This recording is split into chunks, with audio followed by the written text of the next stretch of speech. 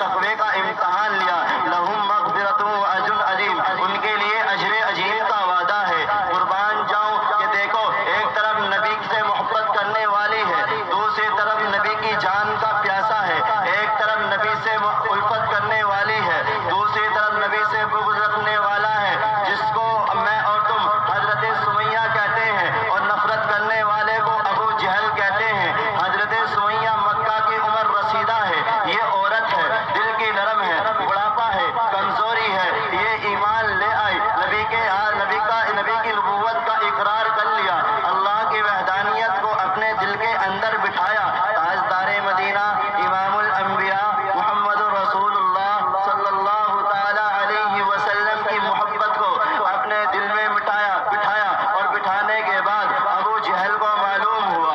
ابو جہل کو جب معلوم ہوا تو ابو جہل اپنا گروہ لے کر مکہ کے اندر پہنچا۔ مکہ میں پہنچنے کے بعد حضرت سمیہ کو گرفتار کیا گیا۔ گرفتار کرنے کے بعد آپ کو گھسیٹا گیا۔ آپ کو گھسیٹنے کے بعد دو اونٹ لائے گئے اور مکہ کے چوک میں لٹایا گیا، اور دونوں اونٹوں کے گلوں میں رسیاں ڈالی گئی۔ ایک پیر ایک اونٹ سے باندھا گیا، دوسرا پیر دوسرے اونٹ سے باندھا گیا، اور ابو جہل ہنس رہا ہے، اس کا گروہ ہنس رہا ہے اور کہہ رہا ہے، اے سمیہ، تم مکہ کی عمر رسیدہ عورت ہے، ہم تیرا احترام کرتے ہیں، ہم تیری عزت کرتے ہیں، ہم تیرا اکرام کرتے ہیں، اب بھی تو کلمے سے انکار کر دے، اپنے ایمان کا سودا کر لے، اپنے ضمیر کا سودا کر لے، اور تو نبی کی نبوت کا انکار کر دے، اللہ کی وحدانیت کا انکار کر دے۔ حضرت سمیہ نے فرمایا، جان جا سکتی ہے لیکن ایمان کا سودا نہیں کر سکتی، اپنے ضمیر کا سودا نہیں کر سکتی۔ اب بیٹے کو خبر ہوئی، بیٹا دوڑا ہوا میدان کے اندر آیا،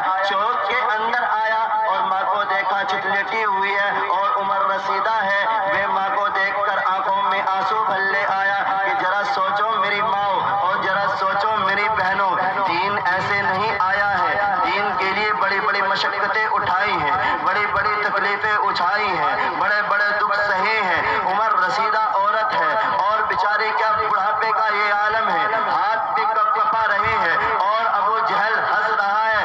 بیٹے نے ماں کو دیکھا کہ چت لیٹی ہوئی ہے، چت لیٹی ہوئی ہے، بیٹے سے برداشت نہ ہوا اور آنکھوں میں آنسو لے آیا۔ بیٹے سے ماں کہنے لگی، بیٹا رو مت نا، میرے نبی تک اور میرے آقا تک میرا پیغام پہنچا دینا اور میرا آخری سلام پہنچا دینا۔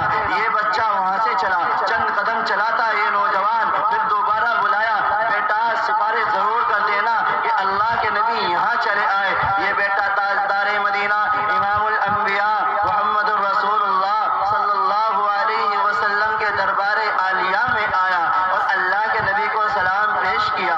آپ نے سلام کا جواب دیا اور اپنی ماں کی حالت بتلائی۔ اللہ کے نبی، آج ابو جہل کی پولیس نے مکہ کے اندر میری ماں کو پکڑ لیا ہے، گرفتار کر لیا ہے۔ گرفتار کرنے کے بعد اللہ کے نبی میری ماں کو گھسیٹا گیا، گھسیٹنے کے بعد مکہ کے چوک میں لٹایا گیا۔